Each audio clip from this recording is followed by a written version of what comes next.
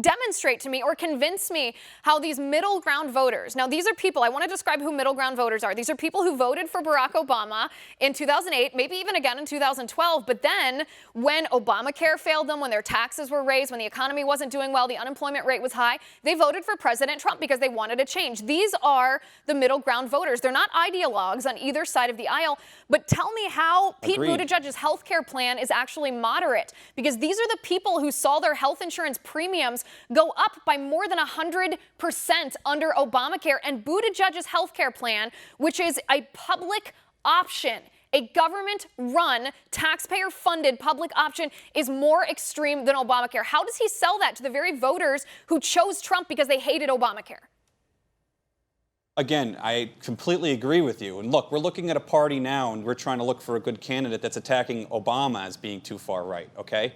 So keeping that in mind, and you have to consider the alternatives, that Pete Buttigieg can walk that back come a general election. Liz Warren can't, Bernie Sanders can't, Joe Biden can't. He's going to come off as a flip-flopper. These are known quantities. What Mayor Pete can do is say, look, I don't want a public option. I think we should rework Obamacare. He can come off with the stigma. There's a lot of people that don't even know who Pete Buttigieg is right now as we talk about him. There's some people out there who don't know who Liz Warren is, believe it or not, in the middle of the country, or much about her health care plan. So look, when we get into a general, if he can get past New Hampshire, he hasn't really been introduced properly to the American people, then he can moderate his positions better than anyone else in the field. And I'm talking about considering your alternatives. In a general, do I think he can win? He's going to have a really, really hard time.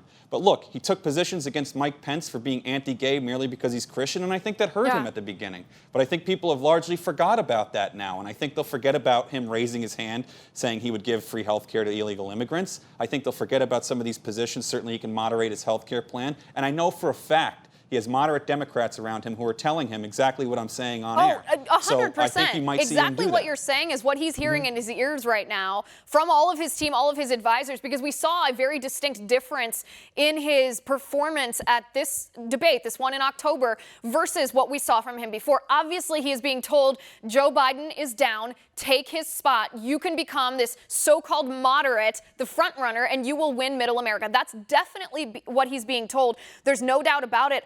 I just don't see how he overcomes, even if people haven't heard him, even if he flip-flops and changes his position. He is on record. He's a walking advertisement for the Republican National Committee come next summer and next fall. He wants to abolish the Electoral College. He wants to stack the Supreme Court. He wants to give Washington, D.C. statehood. He's for late-term abortion, even though he tries to couch it as, oh, it's only for the health of the mother.